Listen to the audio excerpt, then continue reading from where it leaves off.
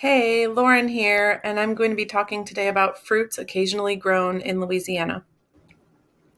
Some key factors to consider include the USDA hardiness zone, so where plants optimally would prefer to grow, chilling hours, spacing, and pollination requirements. And especially with those pollination requirements, keep in mind that if it does require a second variety, that also impacts spacing in terms of having enough room to grow that second plant. So while the plant may be available and able to be grown in Louisiana without proper chilling hours and pollination, it may not ever fruit or flower. So we're going to look at some options, starting with the avocado. As we've heard, if we try to plant this from seed, it will take up to 15 years before we have fruit. And if you get a grafted option, you can expect fruit in 3 to 4 years. Here are some sort of key factors when considering avocado plants, where it prefers to grow. Since avocados are a tropical plant, it will die from freeze, won't tolerate flooding or poor drainage.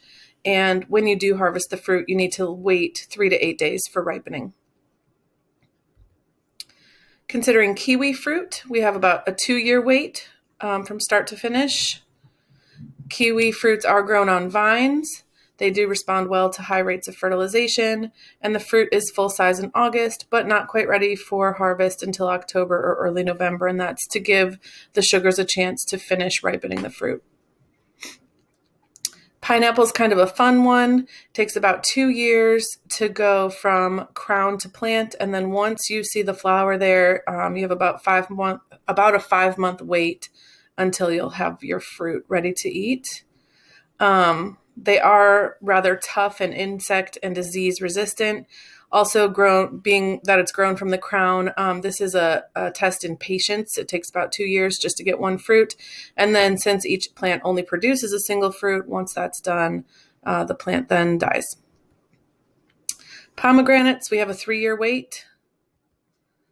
They can be pruned and trained to look like a large shrub or more like a small tree with 4 to 6 trunks.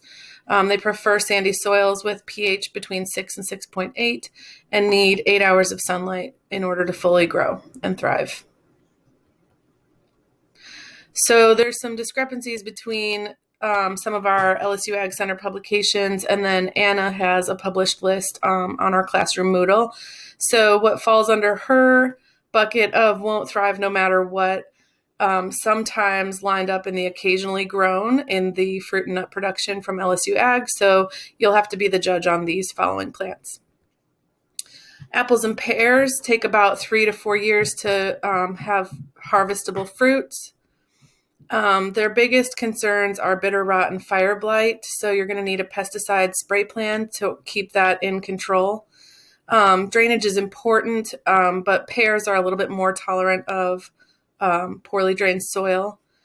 They both need plentiful sunlight, especially that early morning sun to kill off or to dry out, rather, any disease or insect potential.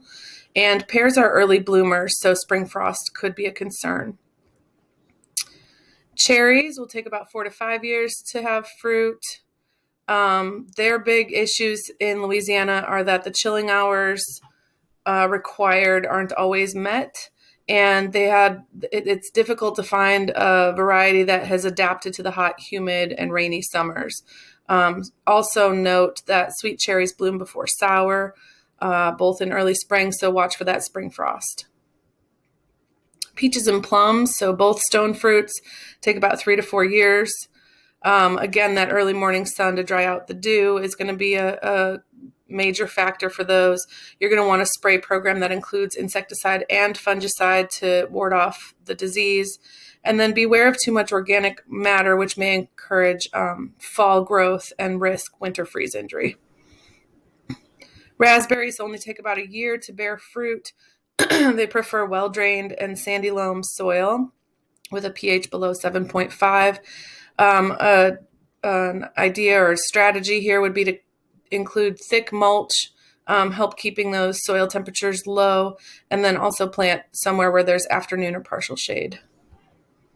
So is it possible to grow these fruits? Yes, but it's going to be a personal choice as far as time and attention and energy you have to devote to getting fruit from them. Here's an examples comparison just to highlight some of those notes. The green options at the top showcase some of the fruits more commonly grown in Louisiana so that you can compare the chilling hours required and then some of the pollination needs lend themselves just to being more suitable for Louisiana versus those examples at the bottom. Thanks so much for your attention, and I look forward to working with you all in the future.